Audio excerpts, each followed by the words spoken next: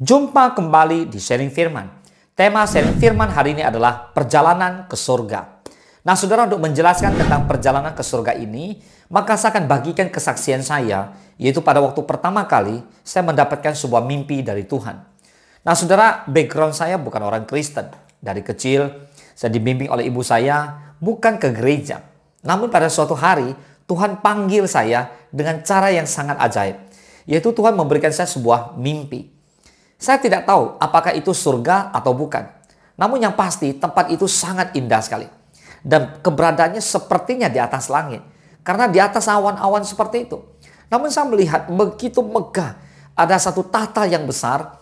Saya tidak tahu siapa yang duduk di situ. Namun pada waktu itu nggak ada orang. Tapi besar sekali bangku itu. Tahta itu besar sekali. Lalu saya melihat ada satu orang pakai baju putih-putih di sebelah kanan dengan mengikat sebuah tali, dan dia mengatakan bahwa tempat ini adalah tahtanya Tuhan, di mana Tuhan duduk di sana. Wow, pada waktu itu yang muncul dalam hati saya adalah ketakutan. Saya pikir saya sudah mati. Bisa jadi pada waktu itu harusnya saya sudah mati. Mengapa? Karena ketakutan luar biasa. Dan begitu saya takut, saya lari. Saya lari dan menjauhi daripada tahta itu.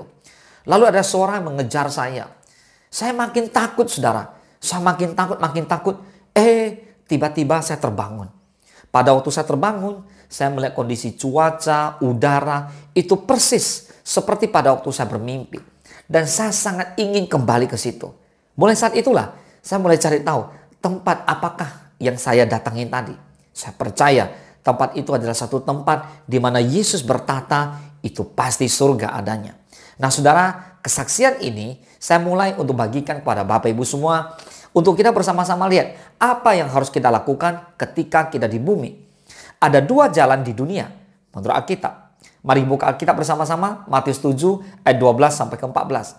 Segala sesuatu yang kamu kehendaki supaya orang perbuat kepadamu, perbuatlah demikian juga kepada mereka. Itulah isi seluruh hukum Taurat dan kitab para nabi. Masuklah melalui pintu yang sesak itu. Karena lebarlah pintu dan luaslah jalan yang menuju kepada kebinasaan. Dan banyak orang yang masuk melaluinya.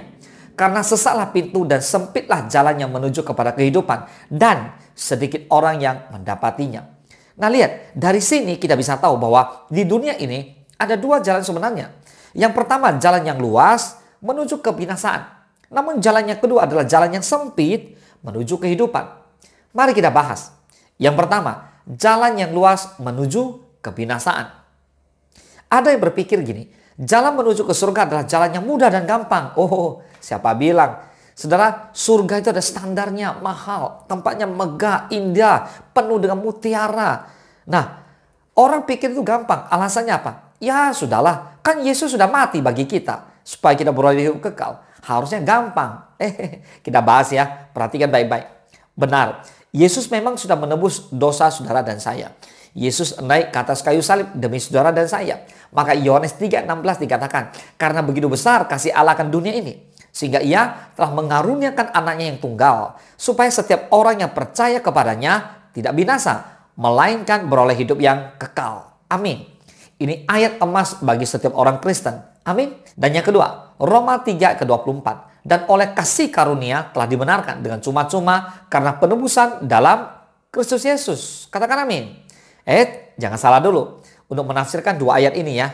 Nah, kita lihat sama-sama. Apa yang sebenarnya Tuhan mau kita lakukan? Kita diselamatkan oleh kasih karunia sesuai dengan Roma 3:24. Amin. Asalkan cara hidup kita tidak buruk-buruk amat. Ya pokoknya percaya Yesus lah. Ya berdoalah, baca Alkitab lah, ya ke gereja tiap minggu lah. Itu sudah cukup. Saudara, apalagi ditambah dengan pelayanan ke gereja, semua akan baik-baik saja. Apakah semudah itu? Tidak. Saudara, Yesus tidak pernah bilang jalan menuju ke surga itu mudah dan gampang. Tetapi Yesus menyambung lagi di Markus 10 ayat ke-24b. Tuhan berfirman begini, anak-anakku, alangkah sukarnya masuk ke dalam kerajaan Allah. Nah, kalau begitu pertanyaan muncul, siapakah yang dapat masuk ke dalam kerajaan surga? Yang dapat masuk ke surga, ya tentulah orang yang melakukan firman Tuhan. Bukan sekedar percaya, tapi hidup dalam kebenaran. Matius 7 ayat 21 sampai 23. Bukan setiap orang yang berseru kepadaku, Tuhan, Tuhan, akan masuk ke dalam kerajaan surga. Melainkan dia yang melakukan kehendak Bapakku yang di surga. Pada hari terakhir, banyak orang akan berseru kepadaku, Tuhan, Tuhan, bukankah kami bernubuat demi namamu, dan mengusir setan demi namamu, dan mengadakan banyak mujizat demi namamu juga. Pada waktu itulah aku akan berterus terang kepada mereka dan berkata, aku tidak pernah mengenal kamu. Enyalah daripadaku, kamu sekalian pembuat kejahatan. Mereka yang dimaksud pada ayat ini bukanlah orang Kristen biasa. Mereka rajin menyebut nama Tuhan. Itu Matius 15 ayat 8. Punya karunia bernubuat, bayangkan. Bahkan mengusir setan dan melakukan mujizat. Sudah pastilah mereka ini orang-orang yang dipakai Tuhan dengan luar biasa. Tapi sayang, bagi Yesus, mereka adalah pembuat kejahatan. Karena mereka tidak melakukan firman Tuhan. Di luar pekerjaan yang luar biasa itu, mereka berbohong. Mereka egois. Mereka mungkin merokok, minum minuman keras, berjudi, melakukan seks bebas, selingkuh, menghalalkan segala cara, licik, tidak mau mengampuni, tidak menguasai diri, penuh amarah dan mengucapkan kata-kata kotor dan sebagainya. Lihat, Yakobus 1 ayat ke-22, firman Allah berkata, tetapi hendaklah kamu menjadi pelaku firman dan bukan hanya pendengar saja, sebab jika tidak demikian, kamu menipu diri sendiri. Nah, saudara, menjadi Kristen dan berstatus sebagai anggota gereja saja tidak cukup. Jalan luas itu, cara mudah yang Anda tempuh itu bukanlah jalan yang benar. Di jalan yang bertanda jalan menuju kebinasaan, maka saudara tidak akan pernah sampai ke tujuan yang saudara inginkan. Ngerti? Karena jalannya bukan menuju kepada kehidupan kekal, justru menuju kepada kebinasaan. Ayo kita lihat yang kedua. Jalan yang sempit menuju kehidupan, tentu kehidupan kekal. Matius 7 ayat ke-14, karena sesaklah pintu dan sempitlah jalan yang menuju kepada kehidupan, dan sedikit orang yang mendapatinya. Nah, umumnya orang cenderung menghindari jalan sempit dan sesak. Ya, tentu jalurnya tidak nyaman dan melelahkan, serta butuh waktu dan perjuangan yang luar biasa. Namun jalan ini bertanda jalan menuju kehidupan. Bukan hanya hidup di bumi, tapi hidup di surga. Yesus sendiri harus melalui Via Dolorosa untuk membuktikan kepatuhannya yang sempurna kepada Allah Bapa.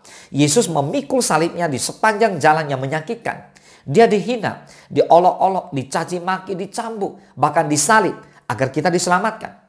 Galatia 6 ayat 14 firman Allah berkata, tetapi aku sekali-kali tidak mau bermegah selain dalam salib Tuhan kita Yesus Kristus, sebab olehnya dunia telah disalibkan bagiku dan aku bagi dunia. Katakan amin. Puji Tuhan. Sama seperti Yesus telah disalibkan bagi dunia, kita pun harus menyalibkan dunia, yaitu dosa-dosa kita disalibkan.